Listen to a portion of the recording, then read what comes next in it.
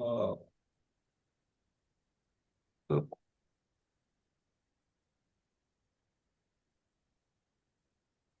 okay, amazing. Um, Hello, everyone. My name is Aditya. I am the outreach coordinator of animal ethics. And today, on the occasion of the World Day for the End of Fishing, which is uh, a day where we basically commemorate the lives of aquatic animals that are exploited in trillions across the world for different purposes, whether it's for entertainment, for food, for various kinds of exploitation by humans, as well as their recognizing their suffering because of the natural harms that they undergo in the wild. So this is celebrated on the last Saturday of March every year. And we at Animal Ethics, we deeply recognize the importance of such an occasion to basically remember the suffering and the harm that trillions of sentient beings are experiencing around the world every single day, every single minute.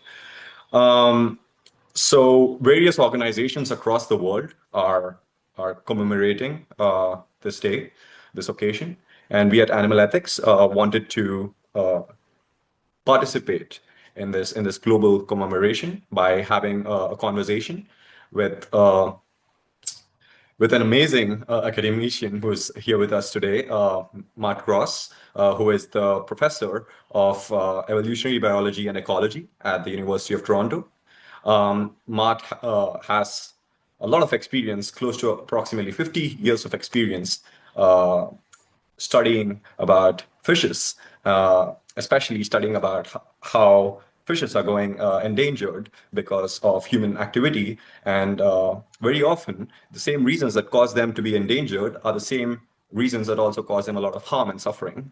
And today we have the pleasure of inviting Mark to this interview, where we will explore different questions to basically share with all of you different considerations about why are aquatic animals in the position they are in today? What is the latest evidence concerning the sentience of fishes and other aquatic animals? And what are some steps that we can take to advance the moral consideration and protection of fishes and other aquatic animals? Thank you very much, Mart, for joining us here today. Well, thanks for having me. Amazing. So, Mark, maybe we could start off by sharing a bit about your experience studying fishes and about their inner lives, and maybe any insights that you've had over the past 50 years doing research about them. Well, I've been studying fish in many different contexts and in the field, and I've worked at a field station studying a variety of fish species for about 25 or 30 years, myself and my colleagues and my students, and also in the laboratory in aquariums where we kept the fish healthy, but we did study their responses to different kinds of stimuli. And one of the big breakthroughs for me personally in this has been the recognition that fishes differ very much amongst themselves. So we're talking about within a single species consists of individuals. They're not replicates of each other. They're not robotic in their responses.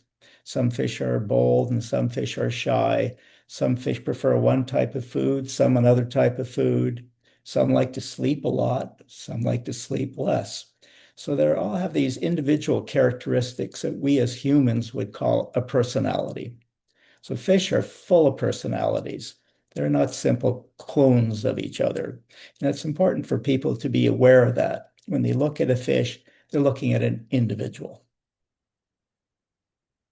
That's very insightful. Thanks for sharing.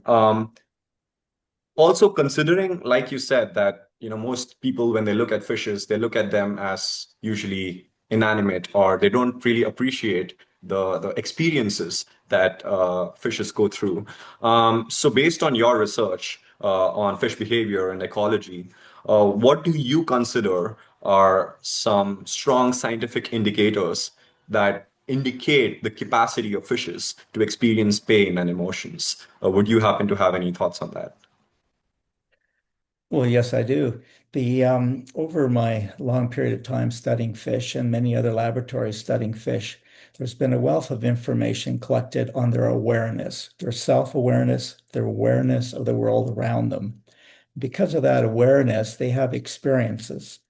One of the experiences one's interested in is whether they're sentient and feel pain and suffer from that pain.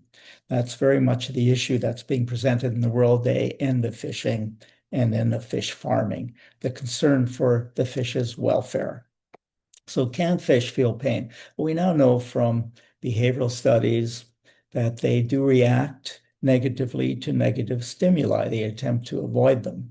We know from physiological studies that they have stress hormones, not that unlike what we have in mammals. We know from neurobiological studies that they have pain receptors on the external components of their body, similar to what we have in mammals. So they have all these essential components. When we do experiments like offer them food, they learn very quickly where the food is available to them. Then if we introduce a negative stimulus like an electrical shock, they'll take that into account. They'll reject the food if they're not sufficiently hungry.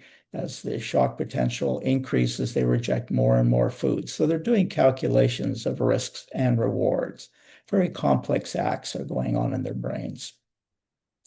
So we know now that fish have this capacity, this neurological capacity to receive signals of injury and that they respond to them accordingly, very similar to what other animals that were certain to be sentient would also show.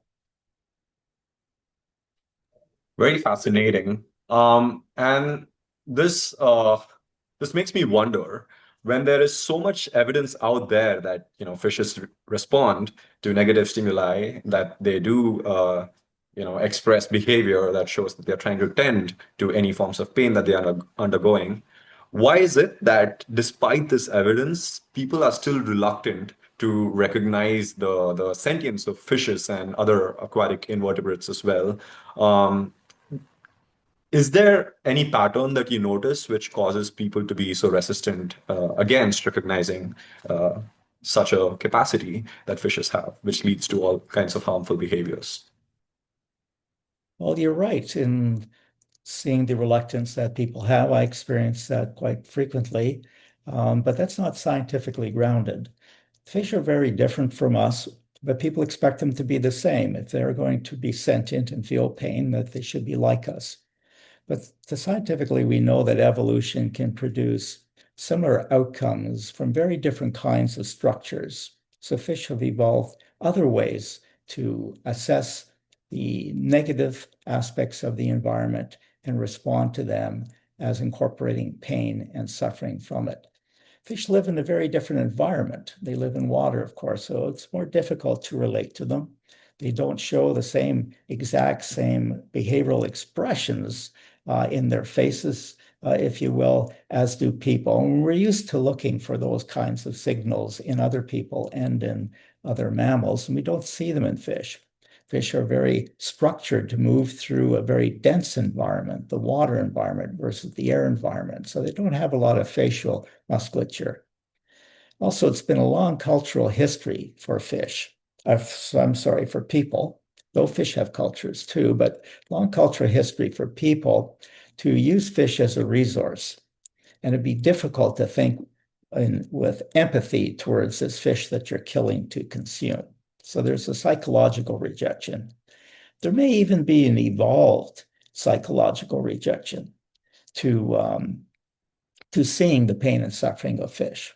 Again, because it'd be very difficult to club them over the head and to eat them if you're actually feeling sorry for them because you recognize that they're in pain. So there might be some psychological block in humans as well. Yeah, I resonate with similar objections being put forward by people, which is somehow trying to uh objectify their experiences and like not recognize it in a certain sense, like you mentioned, which could be caused by multiple factors, which is their different way of living, which differs from how terrestrial animals or mammals live, which causes them to feel very disconnected from their experiences. Although one other objection that I've also heard from a lot of people, which is that uh, fishes have a lot of like have a simple nervous system, which is a very rudimentary form of nervous system, and then they go on to argue that because they have this rudimentary nervous system, they do not experience emotions or intense emotions like pain or pleasure or suffering the way other animals with a more complex nervous system do. Do you think there is any merit to such an objection? Well, again, that's not scientifically grounded. And I can give, as an example, um, even within vertebrates, if we consider the vision of a hawk, for instance, has much more visual acuity than a human does, with a much simpler brain. It has a very small bird brain, yet it can see much better. Yet we are a visual animal ourselves. So one doesn't need the exact elaborate structures to achieve similar functions in an animal. Another example would be the octopus, which has evolved its eye totally independently from vertebrates, and it's perfectly fine with its visual acuity. It's gotten there by a very different route. So similarly, if fishes then don't have an exact replica of our structures, that doesn't mean that evolution cannot mold the structures that they have to achieve the same functions. Oh, makes a lot of sense. Um, yeah, it seems to be a misconception stemming from evolutionary pathways to sentience only arising in certain manners and not recognizing that sentience could also arise through other pathways in other structures. Talking about octopuses, would you happen to have any insights onto the growing evidence of sentience among other aquatic animals, especially invertebrates, say like octopuses, crabs, lobsters? Do you think that there's also growth in evidence about their inner experiences and sentience? Probably the best response I could give to that question is the occurrence within the United Kingdom of the change in their Welfare Act in 2022. Um, and this is based on a review of some 300 scientific research papers on the presence of sentience and other aquatic organisms outside of the vertebrates, so the octopus and a number of the crustaceans like lobsters and crabs, for example. And the weight of that evidence was sufficiently strong that there's now laws to protect them against what would now be considered the cruelty of humans towards them, the recognition that they can feel pain, that they are sentient in that way. And so the way that we've treated them in the past is just not morally acceptable anymore. So that's an example of again how science proceeds. It proceeds with the weight of evidence, and the weight of evidence is now at this point where we do recognize the sentience of other aquatic organisms. I'd like to add to that that when I began studying fish 50 years ago, there wasn't even any question about investigating sentience because we didn't have the tools to do that, to make the assessments, the measurements that we can do today. But this has changed because of the advancement of technology. It's given us access into the minds of other organisms, which we never had. And young scientists are now following this up very vigorously. So there's a very large growth in the knowledge and the research publications on the sentience in a variety of aquatic organisms. Yeah, this is very interesting and how technology is enabling us to gain more access into the inner lives of aquatic animals, which was before the advent of this technology, yeah, harder for us to gain this information. But before we explore a bit into how technology can help us research the sentience of aquatic animals better, or exploring how technology would enable us to protect these animals as well, I'm curious from your experience, what do you think have been the major causes suffering or pain, especially anthropocentric or anthropogenic pain or suffering among aquatic animals? Do you see certain actions being the dominant cause of harm to the sentient aquatic animals that we are discussing today? Well, this is a question of scale. And if we step back and consider the scale of the way humans interact with fishes, the largest would be the commercial fishery. The commercial fishery operates really out of public view by and large, but it's of course responsible for the large numbers, the billions and trillions of fish which are captured and killed each year, as you mentioned in the introduction. The the fish go through very stressful experiences. They're usually crushed in the process of capturing them in nets. They have very prolonged suffering, which from suffocation, which can go on for hours. Their bodies are ripped and torn, and of course, they're slaughtered in what today we would see as very cruel ways. But in the past, again, when I first began my research, it wouldn't have been considered so cruel because we didn't know about the sentience of these fish. Now we do know that.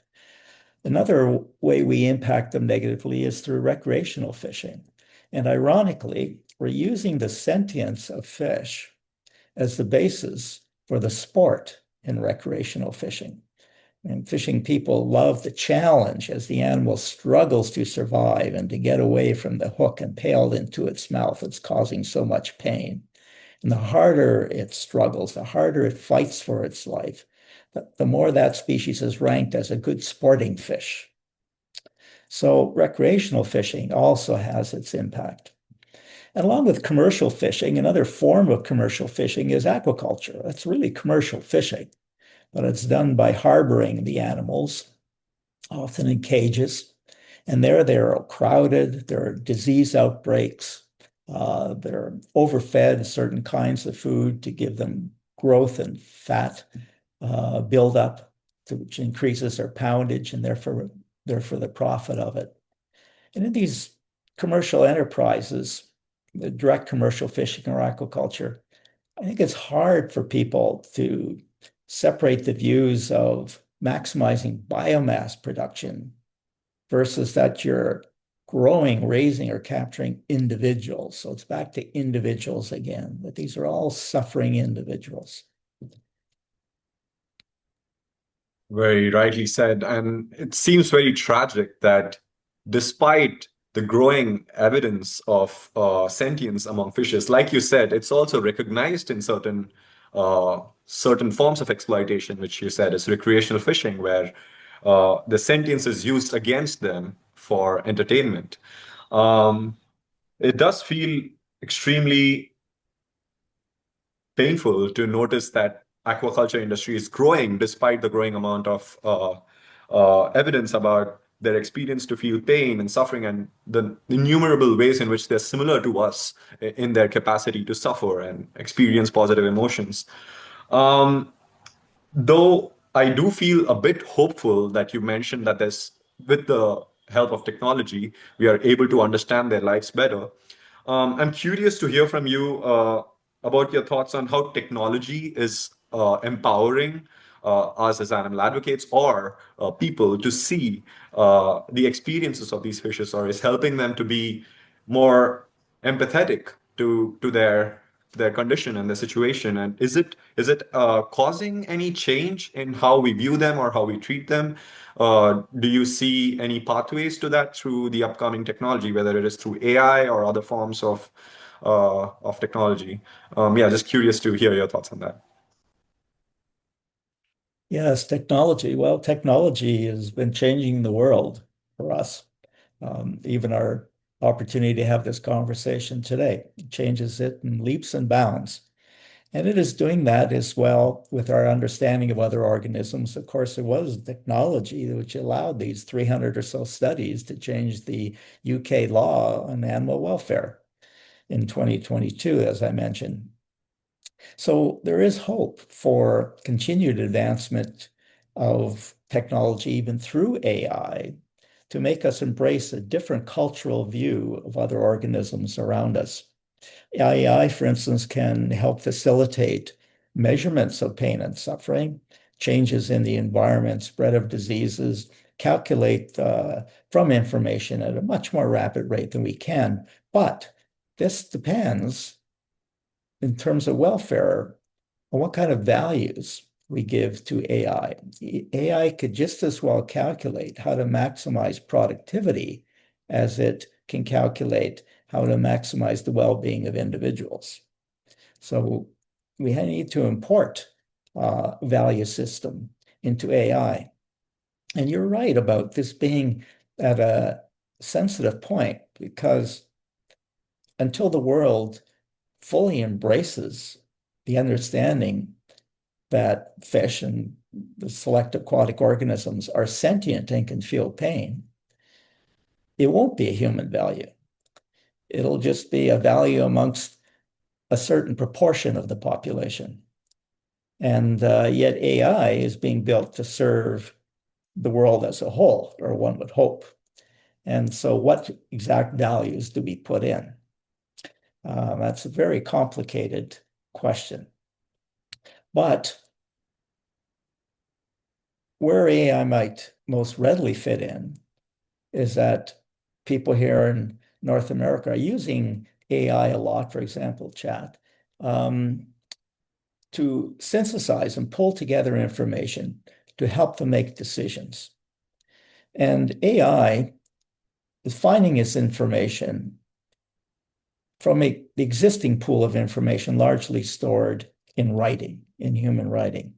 And as these scientific publications come out demonstrating sentience, AI, I believe, will recognize the sentience of other organisms and put that into the information that they're providing to people who are just searching for general information and knowledge about the world around them. So I see a role for AI in education, a very important role in education.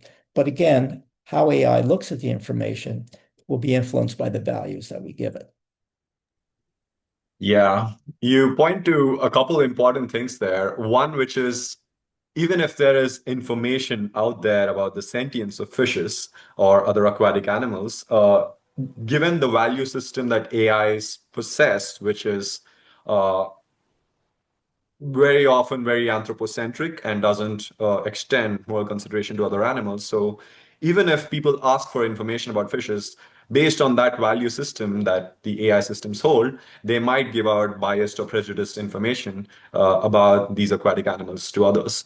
So yeah, and also the second point about AI being used in education, as more and more people ask AI or use AI in their decision making, recognizing the sentience of aquatic animals by the AI systems would allow the systems to give a much more nuanced perspective to whoever is asking for these questions. Um, yeah, and at the same time, I was also curious to get your thoughts on. We talked about how AI systems could be used for the benefit of animal advocates or for those who want to spread awareness about the moral consideration of aquatic animals. But I think we should also recognize the harms that the technology could bring through, because as we see in the history, most technologies have more often than not been used to harm other animals. So I'm curious if there's also any risks that you think we should be aware of or be cautious of as the technology progresses, in this case AI. Do you see or foresee any potential hazards that we should be mindful of? Well, that's a good question. I think the the challenge for us is to continue to have values in our decision making. So even the case of the 2022 law change in the United Kingdom about animal welfare to incorporate octopuses and lobsters and crayfish and so forth. That was a value decision in there. The weight of the evidence was in favor of their sentience, but it was because of humans values that we even looked for that information. So scientists can be busy doing their work and calculations, but that information need not move into society unless there are people who care about that.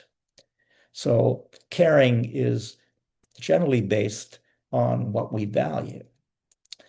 And so with AI and modern technologies, yes, AI could, in a valueless construct, it could decide to maximize only bulk production of bulk access to fish without any reference to their sentience, only based on market capitalization and returning profit for humans. It would be a very easy thing for AI to go in that direction.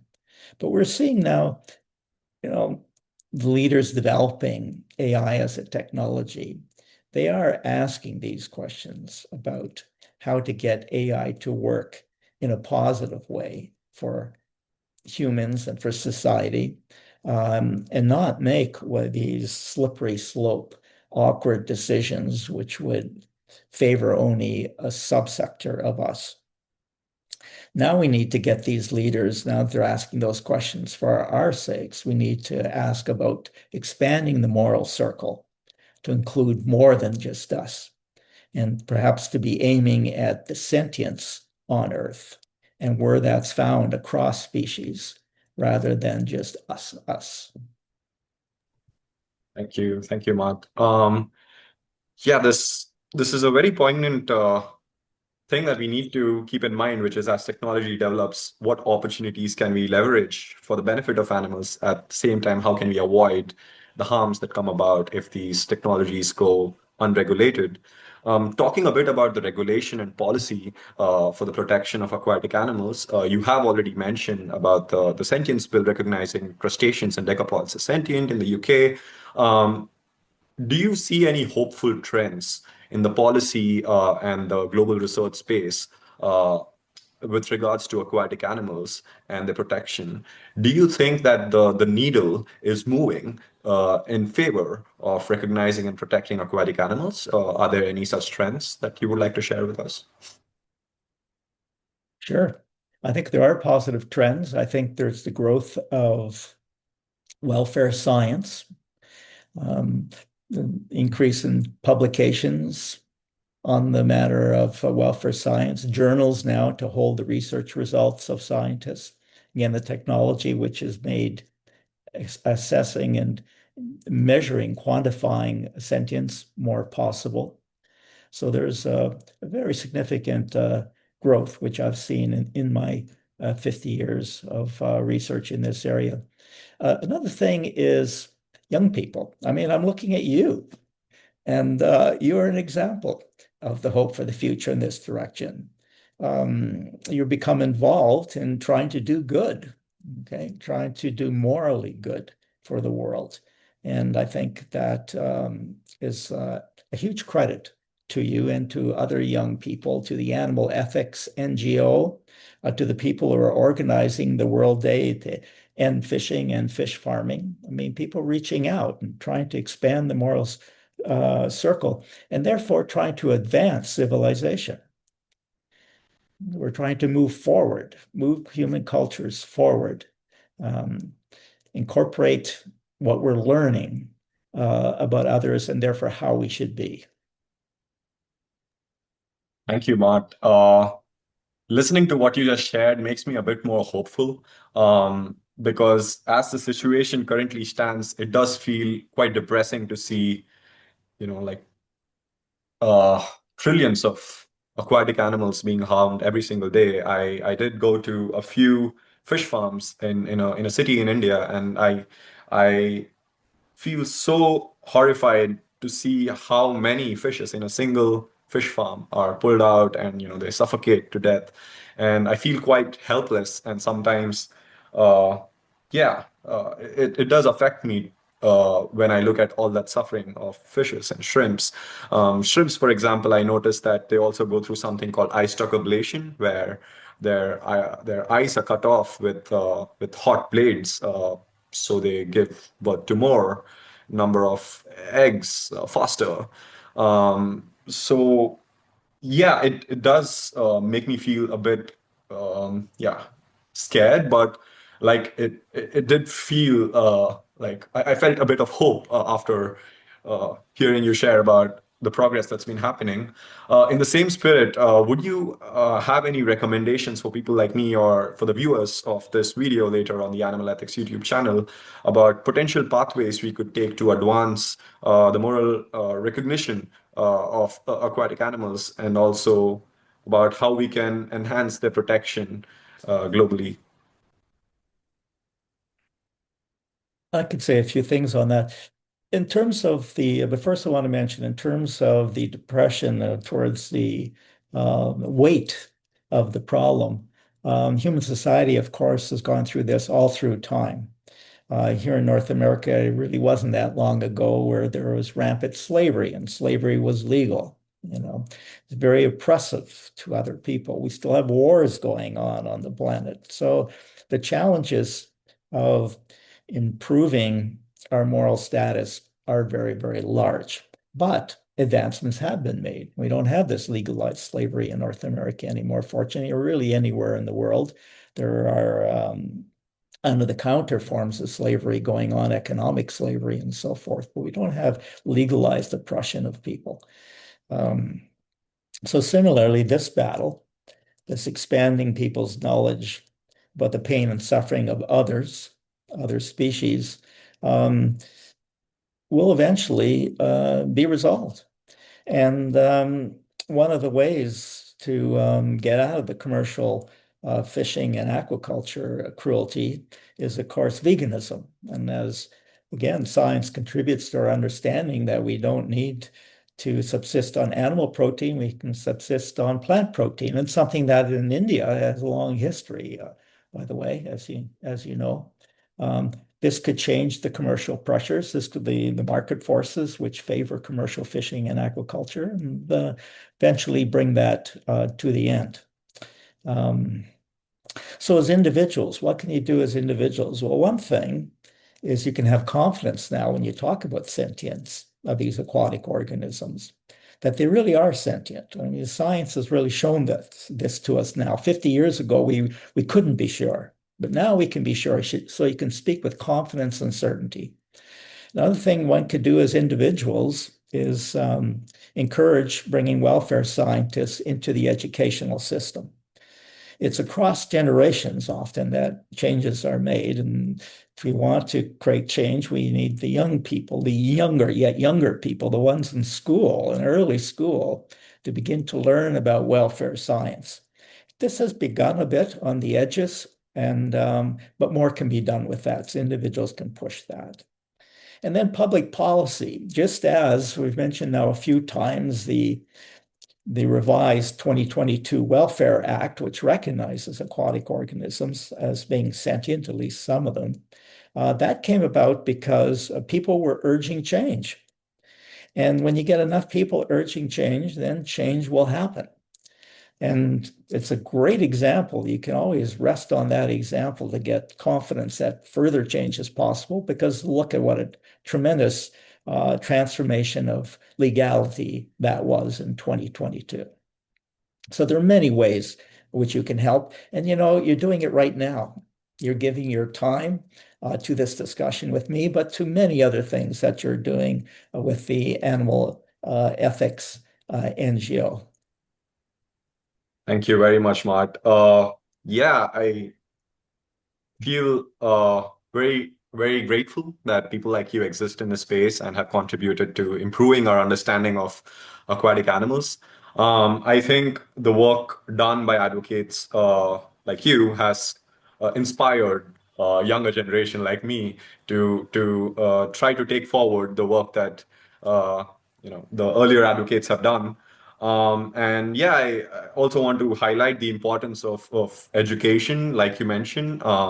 A lot of people, like including me, have become involved in this pursuit of helping and helping animals and trying to increase their moral consideration only because we were educated through the information that's been uh, been platformed by organizations like Animal Ethics, by the research that's been done by academics like you. Um, so yeah, we I also wanted to highlight that as part of animal ethics educational efforts, we have also recently released a documentary called Seantience, which is available on our YouTube channel. Um, and Mart has also shared his insights in the documentary as well, along with other experts like Jonathan Birch, Oscar Horta, Daniela Oldhon, and others. So if you are interested, if any of the viewers are interested in learning more about the sentience of fishes and other aquatic animals like shrimps, other invertebrates, please do go to our YouTube channel and take a look at the documentary.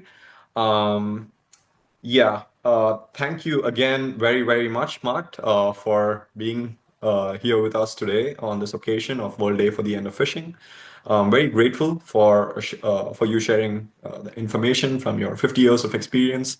I did take away some very strong points from this conversation that we had, and yeah, I also hope that our viewers also have learned something and that they continue to help in advancing the moral consideration for aquatic animals and make sure that that's on the agenda of global policy, global research, and also educational efforts. Thank you, everyone, for listening in on this conversation, and thank you again, Mart, for your time. Do you have any final thoughts that you want to share with the audience? Final thoughts? Well, the world is bigger. It's more than just us, and it's enriching to know and to understand that. And so thank you very much, Aditya, for the time that you put into this and for the work that you're doing for animal ethics. Thank you. Uh, thank Goodbye. you. Bye.